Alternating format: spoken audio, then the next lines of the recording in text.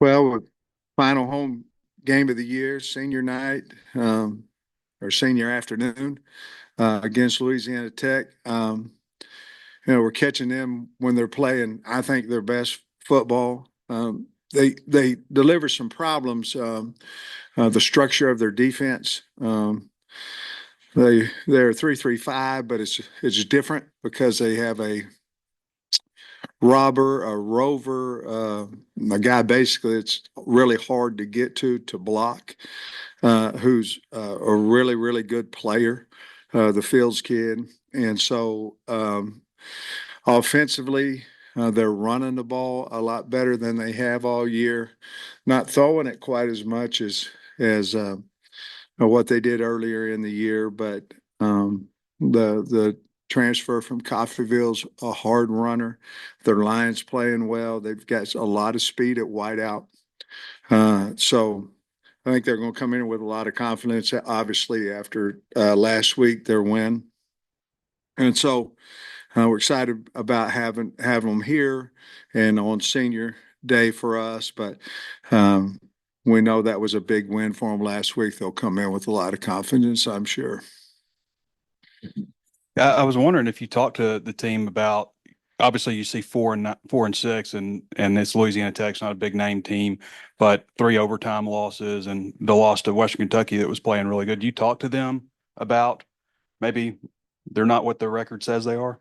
I think we have not, obviously we haven't had our um, meeting yet today, but um, I think the big thing there is this game is more about us and how we play. We have to play hard. We have to play hard. We have to challenge ourselves. You know, we've gotten in the past where we've done well at times, we've done not well at times against teams that aren't in our league as far as names on the side of their helmet, and uh, we have to we have to get better. I think the thing that I'll talk about is getting better.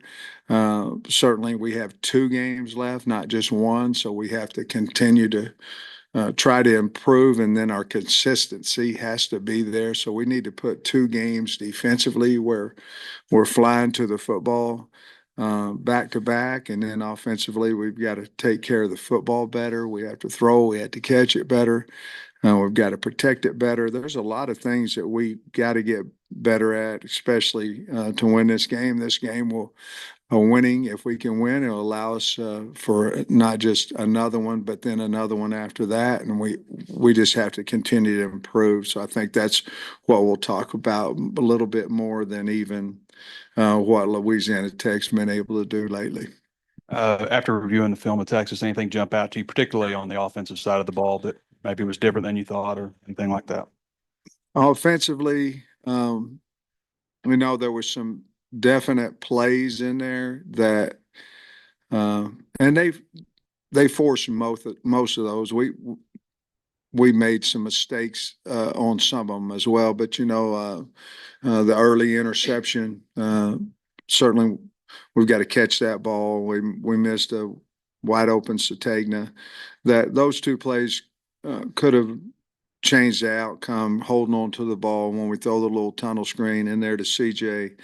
Um, Protection wise, one of those was a missed assignment on an empty protection. We slid the wrong direction with the center. We had a couple of we missed routes that Talon had to hold the football because we weren't running the correct route, and then we got whipped on the edge a couple of times. So um, I thought we played pretty well. We had the one errant punt, but I thought we played pretty well in the special teams game. Besides that, glad we made our field goal. But offensively, we played extremely hard, not smart all the time. And then when we got into the rhythm, the third and the fourth quarter, the turnover really hurt us there. And on the other side, you said you'd know more about the secondary play, the changes. What'd you think of that after you watched that? Larry Worth played a really, really good game. I'm not positive off the top of my head how many tackles he had, but he was very, very physical. Um, Mitchell played well, besides the mistake on the screen and go bubble and go. Let him go there. Our eyes got in the wrong place there. Excuse me. I thought our linebackers tackled well. D line uh, ran hard. I thought we played extremely hard. We tackled. That was one of our better tackling games. And I really liked Stewart.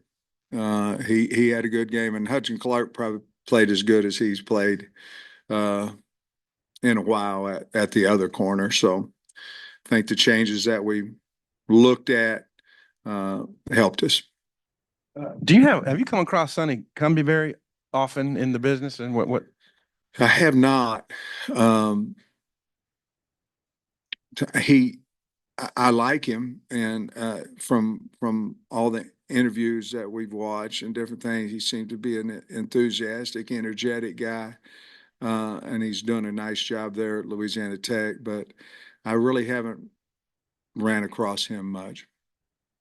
Where are things standing with the plan to redshirt Patrick Kudus? And are you expecting to use him this weekend? Well, when Pat came back, I had that conversation with him about redshirt, and as we all know, whether we play him, and we'd like to do that. Whether we play him this week and don't play him against Missouri, he only has one left. Um, it's still up in the air, but our plans are to do what we told the young man we'd do, and that's to redshirt him. Whether that's next week or whether that's this week, we'll just have to wait and see how we are health wise and all that. And then on Saturday, you said you were hoping to have Selman Bridges and Anthony Switzer back. Today, do you know yet if they're good to go starting the week? From what I'm told this morning and in our staff meeting, both of them will be back. And what about Braxton? Any chance for this No. week? No. That 3-2-6 defense you guys ran against Tennessee and Texas a lot. Two of the better defensive performances. I know you also ran it a little bit against Ole Miss and LSU. What about that defense might prevent you guys from using it more often as a base set? Well, I think when you do that, you're daring people. You're telling them we're way more concerned about your wideouts and your quarterback than you are your running back game, and you're saying hand it off, hand it off, hand it off. So there are some teams that you play that they're going, okay, we're going to hand it off, and 3 years ago against Georgia, they said, okay, we're going to hand it off 40 times and you better change, and so it has really worked for us because of personnel. And so I think you'll see more and more of that defense for us because we have proven, for the most part, they had a pin and pull series. Texas did that hurt us. But other than that, I felt like we handled the run game there in Tennessee well. You mentioned Larry and Miguel earlier. Those guys transfers, slow starts to their career. How have they maybe most improved, or what kind of prevented them from getting on the field a little bit earlier this season? I think two totally. Miguel was suspended for a while, and then with Larry, we finally found a position that is his. I mean, what he does the best. We'd went through inside the box. We'd went to Hog. Finally, when we put him back there and let him roam at safety, I think we found his spot. So part of that is us. We've got to do a better job of finding that faster. But those are the two reasons. First time in a while, you won't have to do one of the availability reports this week. Just curious, now that you're this far into the season, what have you thought of having those, both from y'all's side and then seeing what's happening in SEC play with the other teams? Yeah, I still think it's depend on who the coach is, what they put out there. Sometimes there's a list this long, and sometimes there's a list like that. But we certainly look at it, and then we say, is this really true? And sometimes it is, sometimes it's not. Kids seem to get healthy quickly, at times. And so yeah, I like it myself because y'all know and the public knows, and you pretty much know whatever it says on there for us is what it is. Another quick injury. Braylon, do you anticipate him being able to maybe do some more in practice and get amped up and ready I to think play? that's the whole thing with Braylon. I mean, he really didn't get completely okay. Everything will be okay with him until Friday. And so, you know, missed a lot of full speed reps, and certainly with having JJ back and all that, it would affect his reps some anyway. But if he's healthy, we'll certainly use him. He's a good player. And you've got another former player coming back in Zach Zymas. Yeah. What have you seen from him on film, and just what do you remember about his time here? He'd hit you. I mean, when he hit you, you got stuck. Certainly playing a different position than we had him here. But I like Zach, always have, and I'm happy for him. And I think he's one of the leaders over there. He's played a lot of ball, and I'm just really happy for him. He's doing a good job, and he'll hit you now. So we'll have to figure that out. And this is a little bit of a random question, but on the broadcast on Saturday, they made a point to point out the tall grass out there on the field. Is that something y'all wanted? Is that by design or? No, I think the broadcasters, I don't know what they're talking about. I mean, I don't know, regulation grass, but we didn't have it up higher than what anybody else were playing, I don't think. They had come up with something to talk about, maybe. I guess for yourself personally, what would I guess making a bowl this year at 6-6 or 7-5 mean to you? Uh, it means something to the team. I mean, that'd be 4 out of 5, and uh,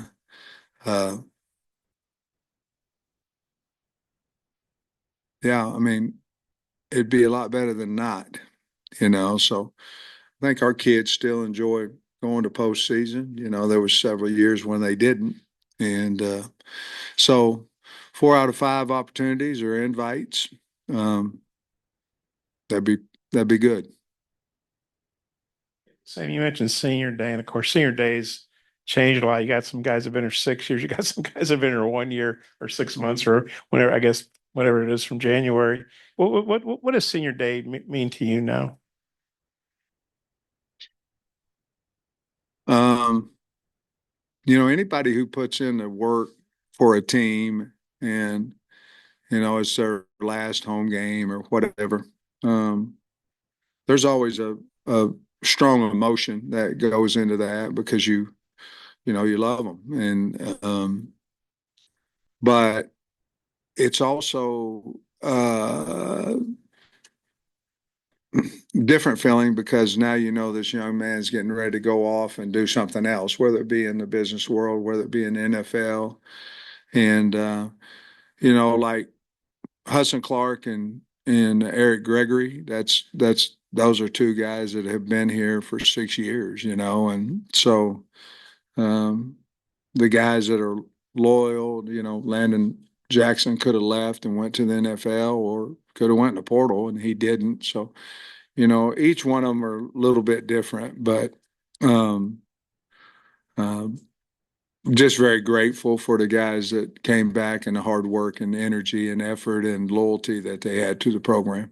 If you're kind of summing up the senior class, at least to this point of the season, whether Jaquin Jackson's been here first year, but he's had a good year when he's healthy, and and you allude to the 6 year guy. Just what would you say about this year's senior class?